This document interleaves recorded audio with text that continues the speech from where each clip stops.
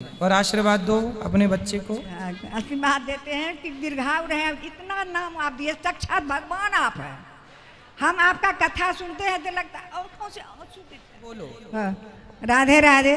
जी मैया राधे राधे। आपके चरणों में कोटि कोटि प्रणाम। खुश रहिए।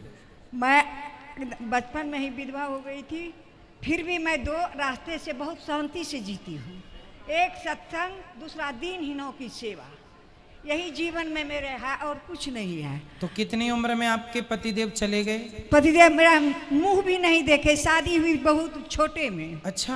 हाँ, पति का मुंह भी नहीं देखे। आपने अपने पति का मुंह भी नहीं देखा? नहीं देखे। 5 साल की थी तो कैसे देखे। उसके बाद डेथ कर गए, हम मायके ही रह गई। अच्छा। क्या पढ़ लिख करके अपना भाई सब पढ़ा दिए, हम पढ़ करके। तो आपकी कितनी उम्र में शादी हो गई थी? 5 साल में। और विधवा कितने साल में हो गई? 8 साल में। ससुराल नहीं गए और देखे भी नहीं। उसी दिन से हम संकल्प कर लिए कि मेरे जीवन में नहीं कुछ है। जब मुंह नहीं देखे तो हम इसी रास्ते से उतर गए, सत्संग से। धन्य हो मैया, आप जैसी स्त्रियों को ही पतिव्रता कहते हैं इस धरती पे। और आप जैसी माताओं के दर्शन करने से ही पापियों के पाप नष्ट हो जाते हैं। इतनी बड़ी ताकत है, ये सती स्त्रियां हैं। देखो, सारी जिंदगी अपने पति की विधवा रह के गुजार दिया, लेकिन जीवन में किसी प्रकार का कोई दोष नहीं है। ये नारियां पूरी दुनिया घूम के देख लेना, केवल भारत में मिलेंगी, दुनिया में कहीं नहीं मिलेंगी। यही है भारत का गौरव, यही है भारत, जहाँ संयम है, जहाँ धैर्य है, जहाँ कोई विषय वासना नहीं है। ये किसी साधु, किसी संत, किसी सन्यासी से कम नहीं है, ये तपस्या है। हम सत्संग से जो जुड़ गई ना, इसीलिए कहीं किस पर ध्यान नहीं गया गुरुजी। जी मैया। और जो भी आए मेरे जीवन में दुखी, दीन दुखी। अब टीचर थी, रिटायर हो गई हूँ। अच्छा। 11 ईस्वी में। तो पैसा था, हमको पैसा जो भाई जी को दे देते, जो मैं अपने खर्च के लिए रखती, उसी से मैं दान और दीनहीनों की सेवा की हूँ जीवन में। और बहुत बड़ी शांति मुझे मिलती है। भागवत कथा से मेरे जीवन में बहुत कुछ मिला था, और इतना मिला था हमको सुख भागवत कथा से, जिसके चलते लॉकडाउन जो लगा, आपका अचानक खोले, आपका दर्शन हो गया। मैं उसी दिन से इतना लग्न में हूँ कि आपसे के द्वारा मुझे बहुत बड़ी जो अधूरी थी मेरी शिक्षा सत्संग से, वो पूरी हो गई। और पूजा पाठ में इतना मुझे लगन है कि उसका हम वर्णन तो भक्त बिहारी जी करेंगे, हम क्या करेंगे। अब जहाँ सत्संग होता था वहाँ चली जाती थी, बहुत दूर दूर। रात में होती थी, सुन करके चली आती थी, सुबह स्कूल जाती थी। अब तो मैं घर में रहती हूँ, तो हुआ की उम्र तो गिर गया, 75 साल की हूँ।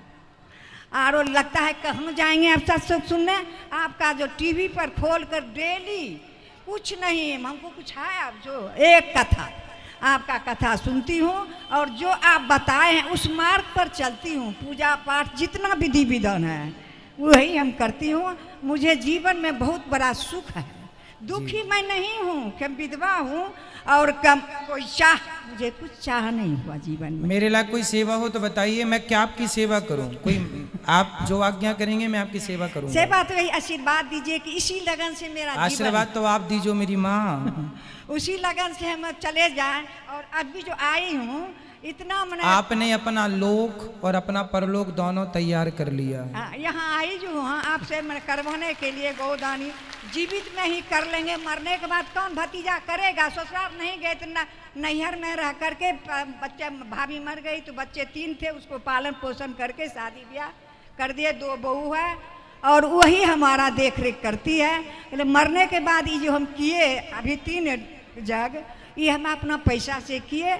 और भाई किसी को नहीं मांगे, भौजाई तो है ये नहीं है, हमें तीनों बच्चों पूर्ण रूप से अपने आप को भगवान को सौंप दीजिएगा। बस सौंप दिए बस। आपके कथा से तो इतना मैं प्रभावित हुई हूँ, उसका वर्णन हम नहीं कर सकते। और जब तक जीवन में रहूंगी तब तक आपकी कथा छोड़ूंगी नहीं। यही मेरा ध्येय है, मेरा विश्वास है, आत्मविश्वास। जी जी मैया, आप खुश रहें, सदा सुखी रहें। और आशीर्वाद दो अपने बच्चे को। आशीर्वाद देते हैं कि दीर्घायु रहे। इतना नाम आप दिए, साक्षात भगवान आप हैं। हम आपका कथा सुनते हैं तो लगता है आंखों से आंसू गिरते हैं। कितना रोते हैं हम आपकी कथा से। वर्णन से, गाना से, भजन से उसका वर्णन नहीं कर सकेंगे। बहुत रोते हैं बैठ के हम। जब आपकी कथा का आता है अंश कोनो, तो लगता है जी भर के रो लेते हैं, बैठ जाते हैं। धन्यवाद खुश बेटा, रहिए, खुश रहिए। बेटा धन्यवाद है कि आप मुझे आशीर्वाद दे के परलोक को चला।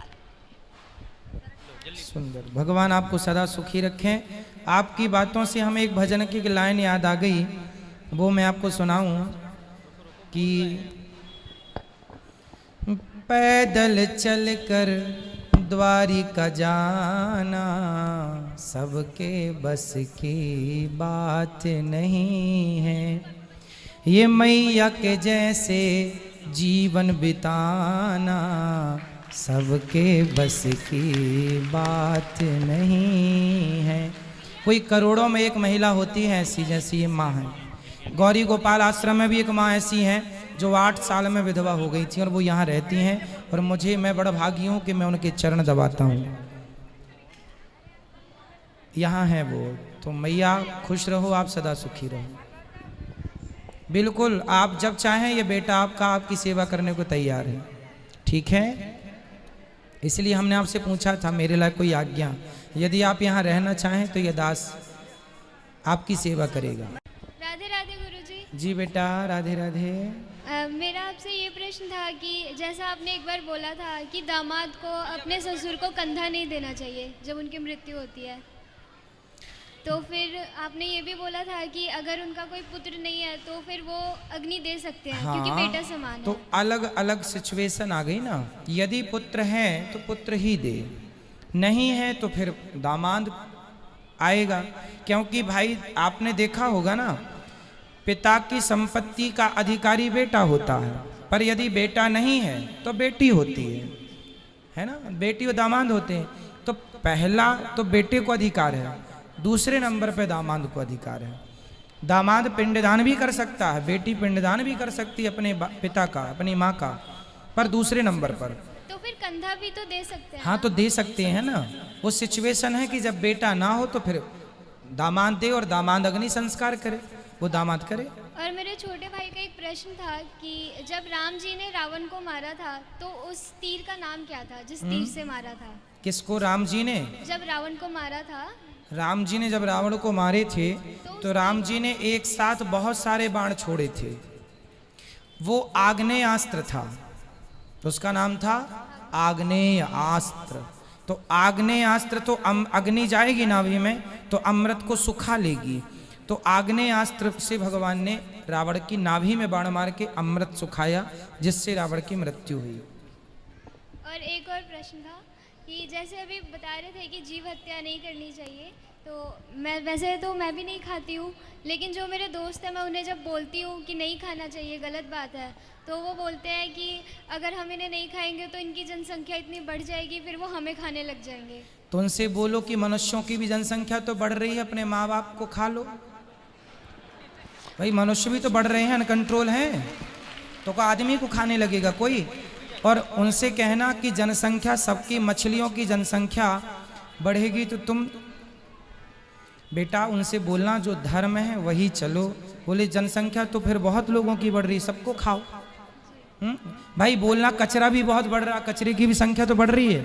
नालियों का भी तो, नाले का बहुत गंदगी बढ़ रही है, वो भी हजम करो खा खा के। फिर सभी तो बढ़ रहा है। फिर जब सबके ठेकेदार बने हो आप जनसंख्या नियंत्रण के, तो फिर सब खाओ। थोड़ा आप लोग जवाब देना सीखिए। धन्यवाद गुरुजी। खुश रहिए। राधे राधे गुरुजी। बेटा राधे राधे। गुरुजी मेरा प्रश्न ये है कि सुदामा जी के माता पिता का नाम क्या था? सुदामा जी के पिता का नाम था धर्माध्वरी। पिताजी के नाम क्या था सुदामा जी के? धर्मांधरी। धर्माध्वरी। और उनकी माता का नाम था सत्यवती। तो फिर उनका जन्म कब हुआ था?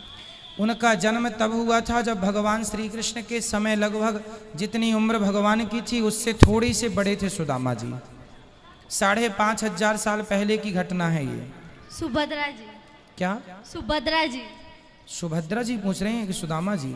सुभद्रा जी। आपने सुदामा जी का नहीं पूछा? नहीं। अरे हमें तो सुदामा जी को लगा। हमने सुदामा जी के पिता का नाम बता दिया। चलो, सुभद्रा जी के पिता का नाम है वसुदेव जी और माता का नाम है देवकी।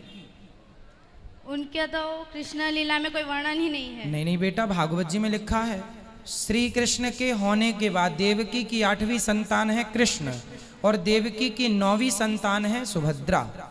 जब वो कंस के कारागार से छूट गए थे तब उनकी एक बेटी हुई थी 9वीं, जो सुभद्रा है, भगवान श्री कृष्ण की सगी बहन है, वसुदेव और देवकी से हुई है, लिखा है ये।